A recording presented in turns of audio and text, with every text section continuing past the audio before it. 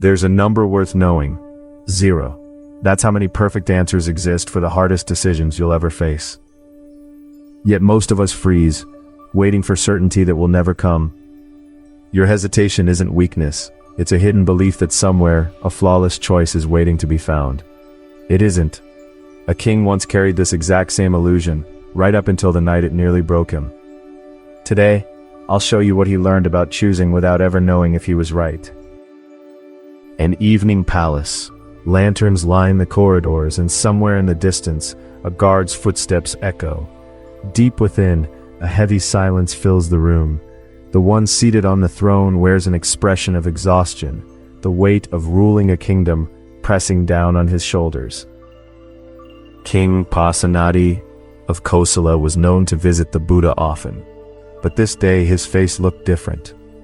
"Venerable one," he said, sinking into his seat, hands clasped. "I want to govern rightly for my people. Lower taxes and the treasury withers. Raise them and my people starve. End the war and neighboring kingdoms mock us. Fight and soldiers die. Whatever I choose, someone weeps." The Buddha looked at him quietly. "King, right now you are searching outside yourself for what is right." The king looked startled. "Where else should I look?" "Within your own heart," the Buddha said, pausing. "Before you ask what right governance is, ask this first. Are you making this decision free from anger, free from fear?" The king fell silent. In truth, just last night his ministers had disagreed, and in irritation he had dismissed one of their proposals outright. "I believed I was acting for my people, but perhaps I was really deciding out of my own frustration." The Buddha nodded. "Before ruling a kingdom, first look at the disturbance within your own mind." This exchange holds a truth about governing that's easy to miss. The king wasn't suffering because of taxes, war, or diplomacy itself. He was suffering because of a belief that somewhere a perfect finished form of right governance must exist. The pain isn't from failing to find the answer. It's from assuming somewhere in the back of the mind that an answer should exist. And that assumption is what makes the search feel like suffering. This isn't unique to politics.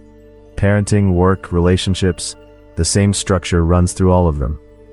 The way things should be becomes an invisible rope binding both hands and feet. The more you try to move, the more that weight stops your thinking cold. Every time the king tried to decide something for his people, that rope tightened, and he froze. Here the Buddha shook loose another assumption too. We tend to think of ruler, people, and enemy nation as separate fixed things that exist independently from the start. But really, both king and people arise together, moment by moment, through their relationship to one another. The king is king because he considers his people. The kingdom holds together because the people support the king. Neither comes first. The relationship creates both, simultaneously. Seen this way, the idea of completing right governance entirely inside one man's head starts to look impossible from the outset.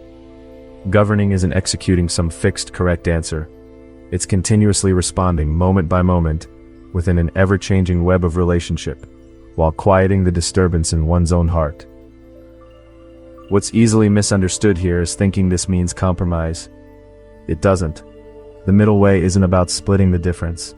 It's about a freedom that isn't gripped by either extreme, not bound by being too harsh, nor by being too lenient. Only within that freedom can a king finally hear his people's voice without distortion. This same structure shows up in workplaces today. Picture a woman in middle management. She's been handed her department's budget, pressured from above to cut costs, pressured from below by staff asking for more hands. In the conference room, she sits frozen in front of the numbers. The right answer must exist somewhere, she thinks. And the more she believes that, the less she can decide. Late at night, alone in the empty office, she stares at her screen and asks herself, am I looking for the right answer? Or am I just looking for an answer no one can blame me for? This question touches the exact same place King Pasenadi touched in front of the Buddha. What she really needs to look at isn't the budget numbers. It's the trembling in her own heart as she faces them. Fear of her boss's disapproval, fear of her staff's resentment. These two fears are what's clouding her judgment. She can't erase the fear itself, But the moment she notices that fear is driving her, the decision she makes changes in quality, no longer puppeted by fear, but made by seeing the situation as it actually is. In the end, she chose to add one staff member and tighten other expenses. Not a decision that earns anyone's full approval. But when she closed the file, the tension left her shoulders. Not the satisfaction of having found the right answer, but the quiet certainty of having given the best response she could, right now, with what she had. The same thing happens at home. Picture siblings discussing how to care for an aging parent, nursing home or home care. There's no correct answer anywhere. As long as everyone stays gripped by the belief that choosing wrong means being a bad child, the conversation goes in circles. But the moment someone says we can only choose what we're able to do right now with what we have, the air in the room shifts. The answer still doesn't exist. But the posture of searching for it has changed. Here's one thing you can practice today. The next time you're facing a decision, before reaching for the answer, ask yourself this: what's driving me right now? Clear understanding of the situation, or fear and anger? Just 10 seconds is enough. Don't rush toward an answer. Simply hold the question inside your chest for a moment.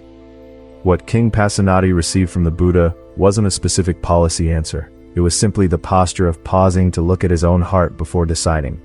This doesn't guarantee good decisions will follow.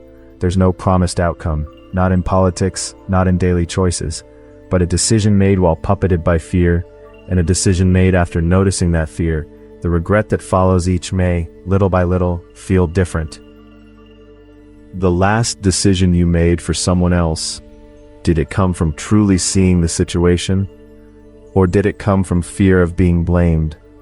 The question of what makes a just society and who truly holds power over it was something we sat with in an earlier teaching. You'll find that reflection linked in the description below. It's said that King Pasenadi kept wrestling with doubt long after this conversation. And I think that's exactly right. The absence of doubt was never the answer. To keep noticing the disturbance in your own heart, even while still uncertain, that in itself is a kind of integrity in the act of governing. Don't regret the decisions already made. Don't fear too much the decisions still to come. Simply place your heart in this one choice right now. That is the quiet core of what the Buddha told King Pasenadi 2,500 years ago. May a small light rise within you today, whenever you have to decide. Whose face came to mind while you were listening today? There's no need to hurry. Let today's words rest within you for a while. Come back here whenever it feels right,